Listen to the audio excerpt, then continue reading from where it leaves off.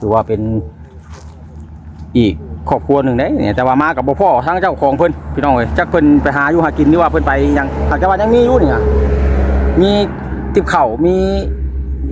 เจ้าน้ำมีผ้ามีมีดมีโอ้ยหลายอย่างเสื้อผ้าอาภรณ์แม่นแต่บ่มีเจ้าของแม่นเพิ่นไปหากินบ่เพิ่นดังไฟอยู่นะยังเมื่อคืนมานี่แม่นเพิ่นดังไฟอยู่เพิ่นยันเพิ่นไปผู้หญิงหรือผู้ชายอยู่ในนี่เจ้าคิดว่ายังบ่ฮู้บ่เห็นผู้ชายซะเบิ่งก็นี่เห็นมีเพิ่นสูบยาเนาะแม่นคือสิแม่นผู้ชายเนี่ยเนาะหากแต่ว่าบ่ครบเพิ่นบ่ครบเพิ่นแม่นบ่เห็นเพิ่นจักเพิ่นไปอยู่ไสพี่น้องเอ้ยมาครั้งแรกเพราะว่าเฮาก็บ่ได้บอกเพิ่นไว้เพราะว่าเฮาบ่เห็นเนาะเฮาผ่านมาเนาะรู้จักเมื่อว่ามันมีครอบครัวเพิ่นอยู่ในนี่ก็เลยมาถ่ายทำเบิ่งเนาะเพิ่นอาศัยดินเขาคนอื่นอยู่อีกจักเนาะตัวนี้ก็ยังบ่ฮู้ว่าเป็นดินของคนอื่นบ่หรือว่าจังไดนี่แหละ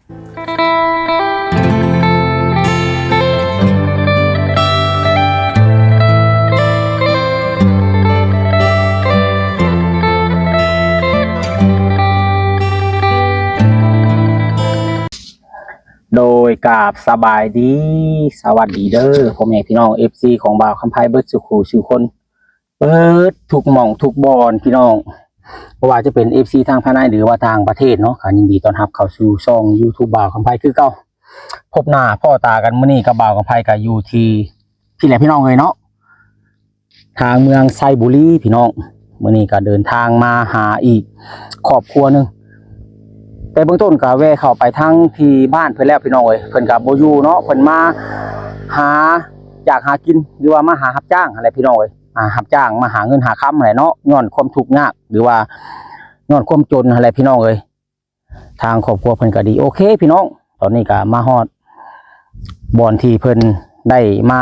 เฮ็ดเวียกเฮ็ดงานไปที่เรียบร้อยแล้วพี่น้องเอ้ยเนาะก่อนจะเข้าไปหาหรือว่าก่อนจะไปโอ้ไปลมน้ำทางเพิ่นนี่ก็ฝากกดแชร์กดไลค์ในเด้อเนาะพอให้บ่าวกับไผมีกำลังใจได้ถ่ายทำคลิปใหม่ๆเพื่อเผยแพร่ให้พ่อแม่พี่น้อง FC เฮาได้เบิ่งได้ชมกันเติมพี่น้องเอ้ยแต่ว่าตอนนี้บ่ฮู้ว่าทางอัน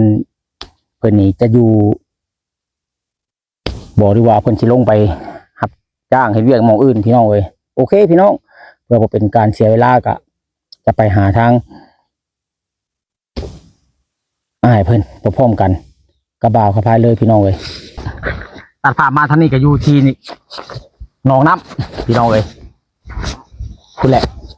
อยู่ทางนั่นพุ่นแหละทางย่าอ้ายเพิ่นบ่ฮู้ว่าเพิ่นจะอยู่บ่หรือว่าจังไดพี่น้องยังบ่ทันฮู้เนาะตอนนี้ก็ยังบ่ได้ไปหาทางเพิ่นอยู่พี่น้องเลยโอ้โธ่มื้อนี้บรรยากาศแดดเด้อมาพ่อคนดังบัดนี้พี่น้องแม่นหยังเฮ็ดหยังกันนี่สวัสดีเอาเฮ็ดหยังนี่นั่งอยู่ซื่อแม่นมาหาไผนี่นักเล่นเห็นกระต๊อบอยู่บ่ฮู้ตอบอยู่พุ่นเคยมาอยู่บ่บ่เคยมาครั้งแรกบ่แม่นเพิ่นสิอยู่อยู่บ่เนาะบ่ฮู้กันไปเบิ่งน้ำกันนั่นแหละยังคือไปเบิ่งน้ำกันพี่น้องเอ้ยบ่ฮู้ว่าเพิ่นจะอยู่หรือว่าจังไดเนาะโดไปโอเคพี่น้องเอ้ยไปเบิ่งไปชมน้ำกันพี่น้องแม่นสตาร์ทงานมื้อแรกมื้อนี้มาหาไผบางแอนเด้อนี่กันนี่แหละมาเห็นครอบครัวนึงอยู่ในข้างทางเนาะพี่น้องพุ่นบ่นี่มันน่าสนใจพี่น้องเอ้ยคอยไปก็มีทุกสายตา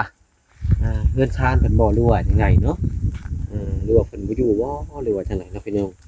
พาไปเบิ่งก่อนบรรยากาศโอ้แดดพี่น้องที่ว่ามันเป็นกระต๊อบกระแทบอย่างเพิ่นพี่น้องเนาะเดี๋ยวน่าสนใจอยู่เพิ่นบ่อยู่บ่หรือว่าจังไดเนาะพี่น้องเดี๋ยวจะเข้าไปก่อนเนาะเข้าไปโดยล่างก็บ่ค่อยล่างเข้าเส้นนึกว่าเจ้าพามาหาติดจักรจันทร์หายาไข่หมูแดงนะคือมีแต่ป่าแท้สิดอกเนาะพี่น้องความทางก่อนนะพี่น้องอยู่กันอยู่เนาะบริการพูดก่อนเนาะจะนำเพิ่นบอกบุกลุกสถานที่ประเด็นอะไรนะพี่น้องเนาะยิงหนังสติ๊กมาใส่กันแล้วเนาะแลนด์โปรโมชั่นนี่พอแล้วอีกเนาะเพิ่นไปหาครับจ้างเฮ็ดงานหม่องใหม่หม่องอื่นได้นี่ฮะ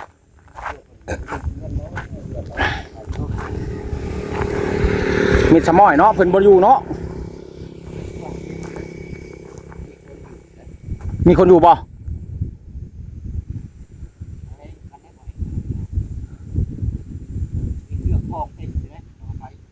โอ้เพิ่นบ่อยู่เนาะเพิ่นไปหาอยู่หากินบ่จัก โดยสบายดีเด้อมีผู้อยู่จังบ่นี่ มีผู้อยู่อยู่บ่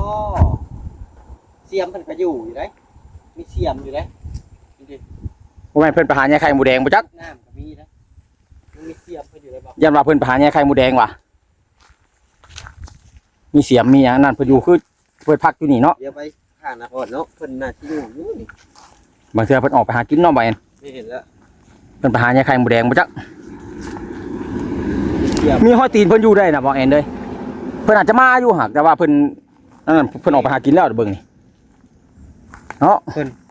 อ้อมไว้ครับเด้อ มามื้อนี้บ่พอ บ่พอ บ่พอทั้งอ้ายเพิ่นคือเก่าพี่น้องเอ้ย เพราะว่าเฮาผ่านมามื้อแรก แม่น เลยบ่ฮู้ว่า พออุ้ยเพิ่นอยู่นี่เลยบ่นี่เนาะคันพ่อเจ้าของเพิ่นนี่บางเทื่อเนาะ อยู่ได้ อยู่อยู่บ่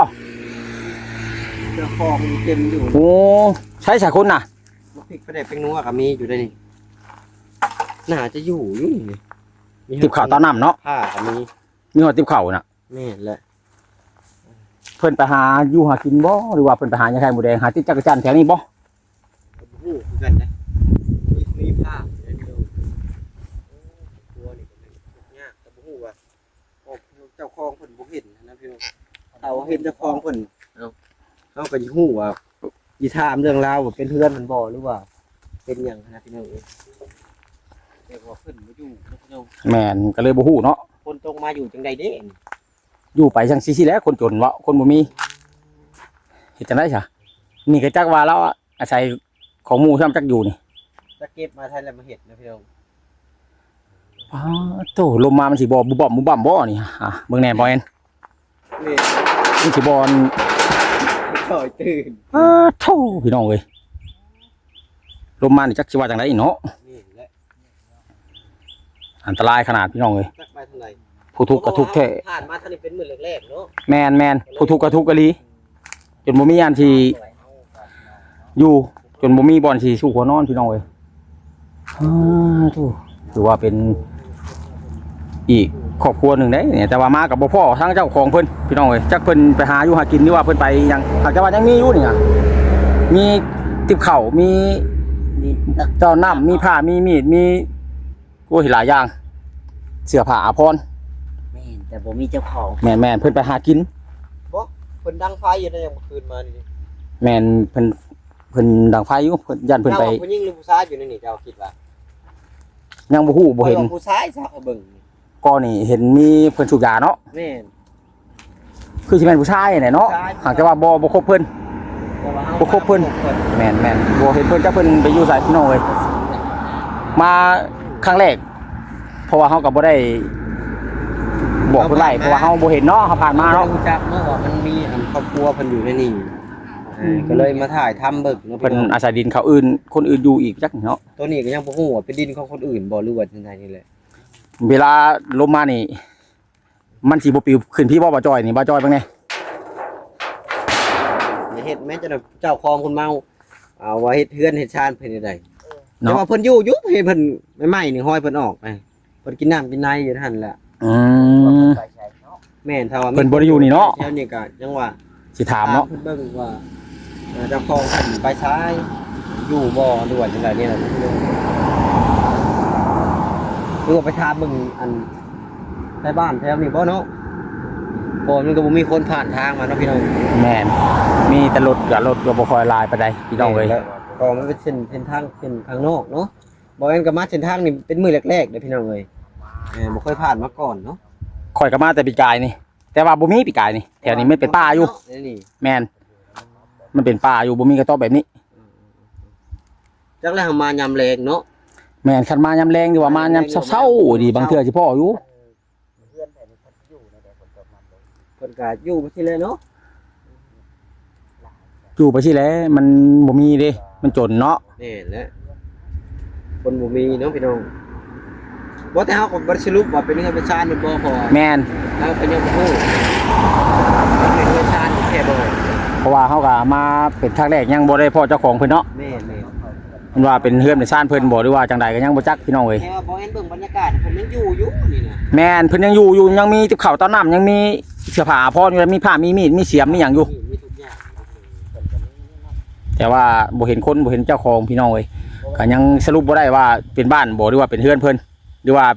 เพิ่นอาศัยเขาเจ้าอยู่หรือว่าจังใดก็ยังบ่จักทางเบากับไผเองก็ถือว่าเป็นข้างชีวิตที่ได้เดินทางผ่านมาทางนี้เห็นก็ตอบน้อยไปน่าสนใจพี่น้องเอ้ยเนาะก็เลยว่าจะเข้ามาถ่ายถามว่าจะเข้ามาแต่ถามเบิ่งว่ามีคนอยู่หรือบ่จังใดแต่ว่ายังบ่เห็นคนพี่น้องเอ้ยบางเทื่อเพิ่นอาจจะไปหาแย่ไข่มดแดงแถวนี้หรือว่าไปหา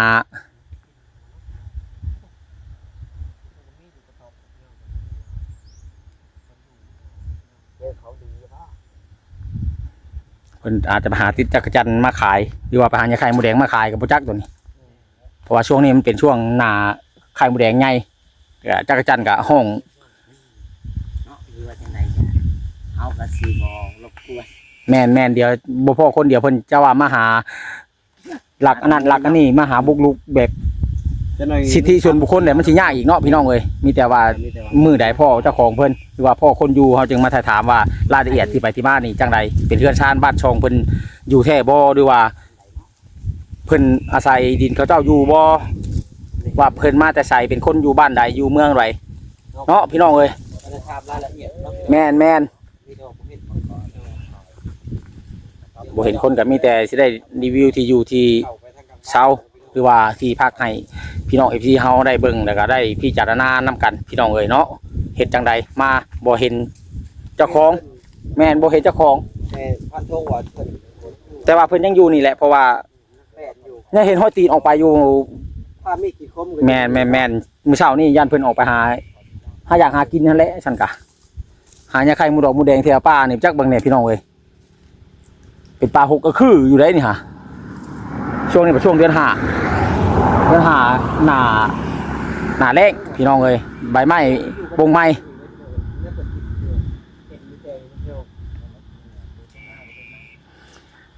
โอ้พี่น้องเอ้ย พอมันเข้ามานี่แปดอยู่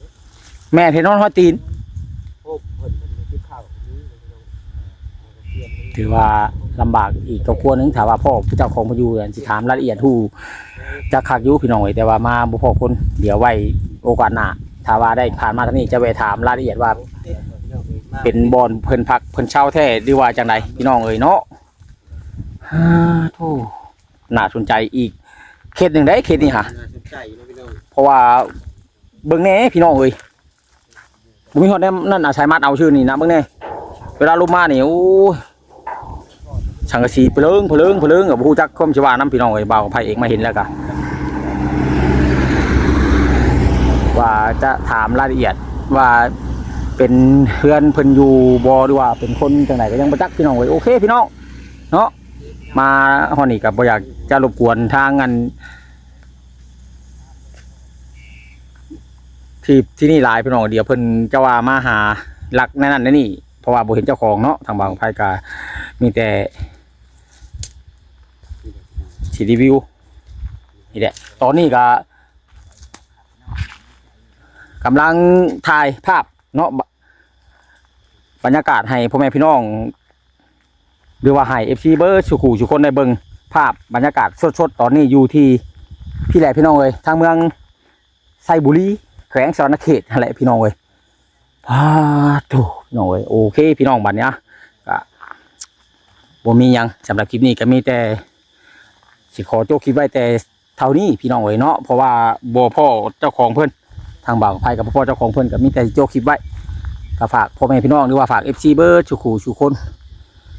ติดตามเลยก็เป็นกำลังใจให้ทางบ่าวกับไผในเด้อพี่น้องเนาะขอให้บ่าวกับไผมีกำลังใจได้ถ่ายทำคลิปใหม่ๆเพื่อเผยแพร่ให้พ่อแม่พี่น้อง FC ได้เบิ่งได้ชมกันตื่มว่าซั่นซะโอเคพี่น้องมื้อหน้าพาใหม่ถ้าว่ามีโอกาสได้มาทางนี้เนาะทางบ่าวไผก็สิได้เวทถ่ายหรือว่าเวทถามเนาะที่บ่องเพิ่นอยู่ที่ไปที่มาจังไดพี่น้องเอ้ยว่ามันแม่นแท้บ่หรือว่าเพิ่นชั้นเพิ่นแท้บ่หรือว่าจังไดสำหรับคลิปนี้ขอโจ้ไว้แต่เพียงเท่านี้ไว้พบกันใหม่ในคลิปต่อไปหรือว่า EP ต่อไปสำหรับคลิปนี้ขอกล่าวคำว่าสบายดี